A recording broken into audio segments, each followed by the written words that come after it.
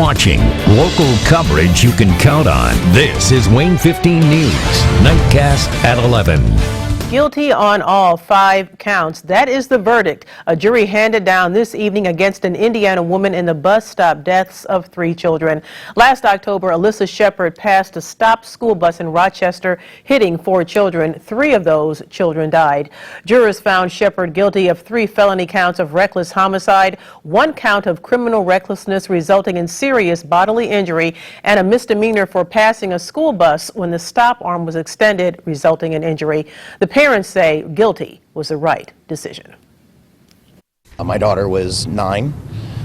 She didn't even get to reach 10, and she doesn't get to experience life and any of the joys that we've been very blessed to enjoy. I was crying, telling them how I found my sons in the road, and she had no remorse, no emotion, just cold, and that hurt worse because she's a mother herself. Shepard faces 21 years in prison when she is sentenced December 18th. The prosecutor says this verdict sends a message that all drivers will be held accountable for reckless actions behind the wheel. Family, friends, and fellow law enforcement officers said their final goodbyes today to fallen Indiana State Trooper Peter Bo Stefan. Stefan was killed in a crash in Tippecanoe County earlier this week while responding to a call for backup. His car went off the road for unknown reasons, rolled at least once, and hit a utility pole. He was pronounced dead on the scene. Emotional words at the service from his family and co-workers show just how much he'll be missed. Lafayette District is going to have a hole in it, and it won't be filled. There's absolutely nobody that will be able to fill it. Bo was a true leader and someone meant for public service. Stefan was on the force for 4 years. He leaves behind a wife and 6-month-old daughter. A group of local church leaders want to create a jail diversion program in Allen County. Instead of sending someone with mental illness or substance abuse problems to jail, they'd be redirected to treatment facilities. The group held a town hall to discuss the possibility, and several community leaders were there. One local man says he believes he would have been better off participating in a jail diversion program. I had known the things I was going through with mental illness as schizophrenia, bipolarism, social anxiety. If I had help then, maybe I wouldn't have did a lot of prison time. Organizers hope the discussion sparks more conversation about a jail diversion program that will eventually lead to action. The group is working to develop a pilot program, then they would like to seek funding from the county. Right now, an official plan has not been presented. Grab your costume and get ready to hang out with some frightful characters. Fright Night takes over downtown tomorrow. It's returning for a 12th year with popular events like the Zombie Walk and an entire day's worth of other spooktacular events for the entire family. Fort Wayne's Downtown Improvement District is in charge of this night of frights. For many, it's become a must-do in the community. Thousands come out to haunt downtown every year. We're going to have somewhere between 9,000 to 12,000 people in the Zombie Walk and another 3,000 or 4,000 spread out throughout downtown doing things all afternoon and evening. So Fright Night has actually become Fright Day. Events for Fright Day are going on all day from 9 in the morning until 11 o'clock at night, and there is something for everyone from scary to the not so scary. For more details, you can head to WANE.com. WANE 15's Kaitor K will MC a lot of tomorrow's events, and Brianna Brownlee will have a live preview tomorrow morning on First News Saturday.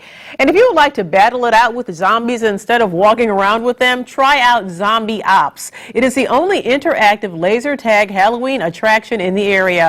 Players must work together with friends to fight off a horde of zombies before time runs out. They also offer Battle Hawk axe throwing, archery, and mini bowling and mini golf. Zombie Ops runs for the next 3 weekends through November 2nd. You can find them at 702 Lay Road. Go to WANE.com for more details. A new ice cream shop is coming to Fort Wayne, and it's going in a familiar location. Sweets on Main is moving into the space Yummy Bunny occupied before they closed back in August. The new owners made the announcement on social media. They describe themselves as a throwback to the good old days of big sundaes, delicious hand-scooped ice cream, and floats. You can get a scoop or two when the shop opens at the end of November. History was made today as astronauts Christina Cook and Jessica Meir became the first female team to make repairs to the outside of the International Space Station. Other women have participated in spacewalks before, but this is the first all-female team to do it. The spacewalk was supposed to happen back in March with Cook and another female astronaut, but only one spacesuit in the right size was available, so only one of the women could participate. Meir says they see this as just doing their job, and they hope to see more all-female spacewalks in the future. Nicholas takes a look at the weekend forecast when Nightcast returns.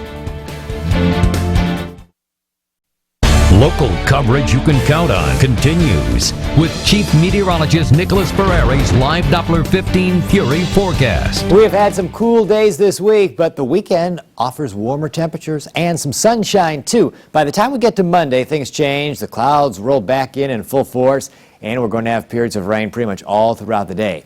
Right now, the weather pattern is calm and dry. We head into the overnight.